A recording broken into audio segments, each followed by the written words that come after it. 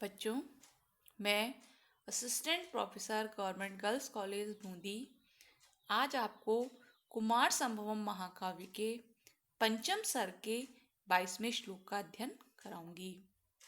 इस श्लोक में पार्वती के व्रत में निराहारता के योग होने का वर्णन किया गया है।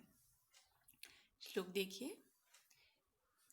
अयाचितो स्थितम अम्बु केवलम रसात्मकस्योड़ुपतेश्च रश्मया बभूव तस्या किल पारणा विधि न वृक्षवृत्ति व्यतिरिक्त साधन है।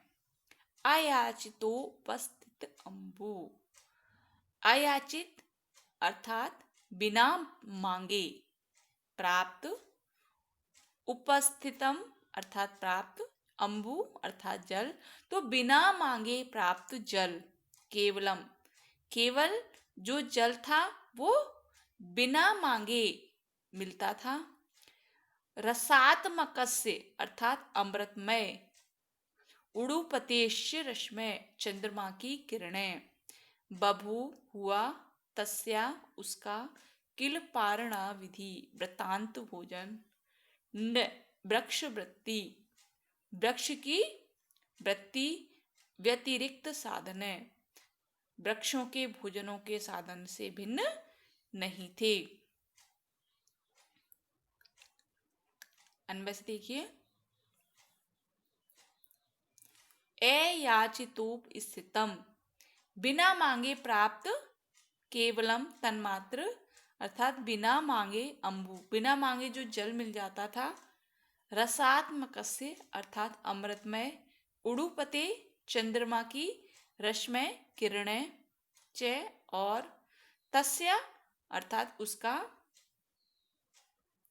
तो अयाचित उपस्थितम अम्बु केवलम, अयाचितोपस्थित केवलम अम्बु बिना मांगे ही प्राप्त जल, रसात्मक से उड़ुपति रश्मय और चंद्रमा की अमृतमय किरणें ही तस्या पारणा विधि बभूव किल उस पार्वती का भोजन था।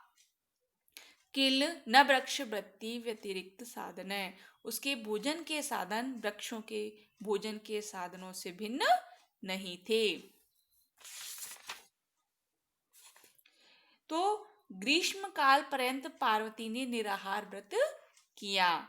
गर्मी की समाप्ति पर भी वर्षा का जल ही पानीय हुआ। जब वर्षा ऋतु आ गई तो वो सिर्फ वह वर्षा की ऋतु का जल ही पीती थी और दिन में कुछ न खाने पर भी रात्रि के समय चांदनी ही उसकी खाद्य वस्तु थी।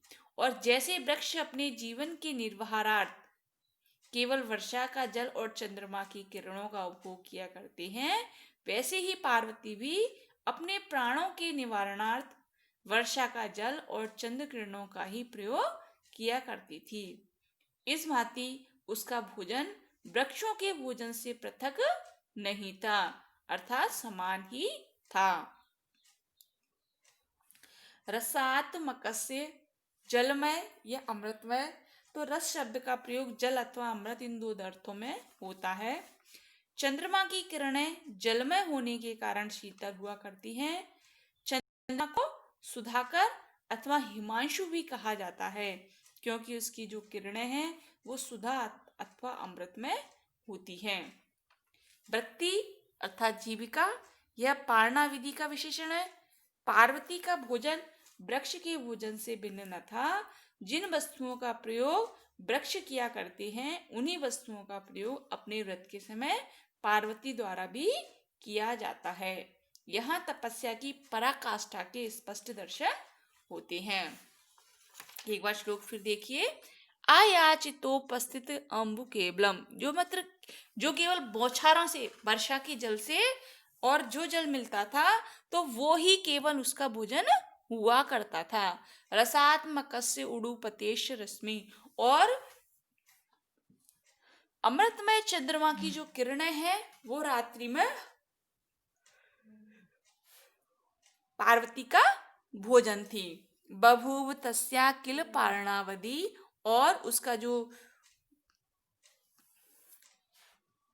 बभूव तस्या किल पारणा विधि, उसका जो भोजन था वो चंद्रमा की किरणें ही हुआ करती थी। न वृक्ष वृत्ति व्यतिरिक्त साधन है।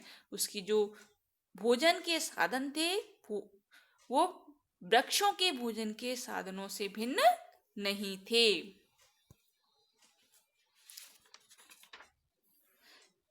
संस्कृत व्याख्या देखिए। अयाचितोपस्थितम अर्थात अप्रार्थित